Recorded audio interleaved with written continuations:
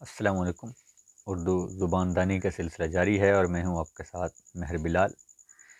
آج ہم دیکھیں گے نقطہ اور نقطہ میں فرق۔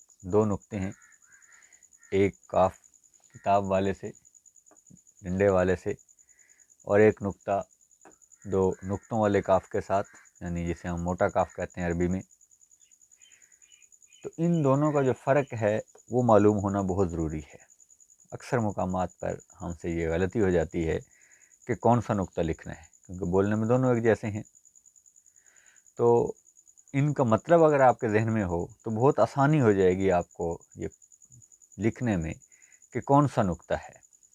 پہلا نقطہ ہم دیکھتے ہیں جو ڈنڈے والا ہے، چھوٹے کاف والا نقطہ، اس کا مطلب ہوتا ہے راز، کوئی بھید، کوئی باریک بات، کوئی خاص بات، اسے ہم نقطہ کہتے ہیں۔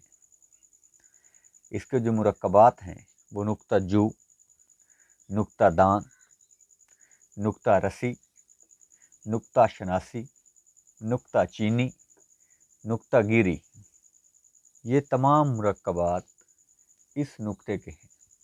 اس کے علاوہ بھی آپ کے پاس صرف ایک قاعدہ ہے کہ آپ دیکھیں کہ آیا جو میں نقطہ جس مرکب میں استعمال کر رہا ہوں وہ کسی راز، کسی بھید، کسی خاص بات کی طرف اشارہ ہے، یا وہ نقطہ مرکز کی طرف اشارہ کر رہا ہے، کوئی مرکز، کوئی بندی، یا وہ چھوٹی سی مقدار۔ نقطہ کا مطلب ہوتا ہے یہ ڈاٹ، ایسے یہ ڈاٹ جو ہے یہ نقطہ ہے۔ جس طرح ہم میتھ میں ڈاٹ ڈالتے ہیں اور اس کے اوپر پھر ہم سرکل بناتے ہیں، یا سرکل کی جو ہم ڈیفینیشن پڑھتے ہیں وہ بھی یہی ہوتی ہے کہ کمبینیشن آف ڈاٹس۔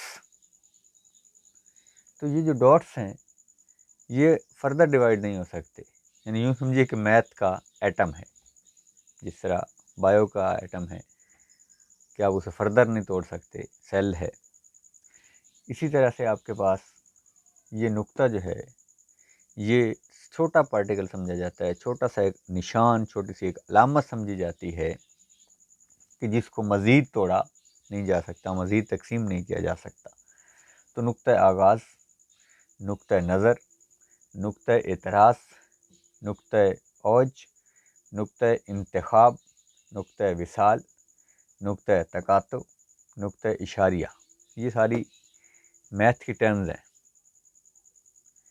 نقطہ وصال سے مراد وہ نقطہ جہاں پر دو لائنیں آپس میں ملتی ہیں، نقطہ تقاطع جہاں دو لائنیں ایک دوسرے کو کٹ کرتی ہیں، قطع کرتی ہیں، نقطہ اشاریہ جب ہم ڈیسیمل میں لکھتے ہیں۔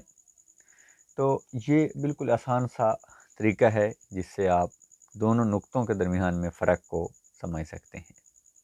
امید ہے آپ کو سمجھ آ گئی ہوگی۔ پھر بھی اگر آپ کو کوئی مسئلہ ہو تو آپ کمنٹ سیکشن میں ہم سے پوچھ سکتے ہیں،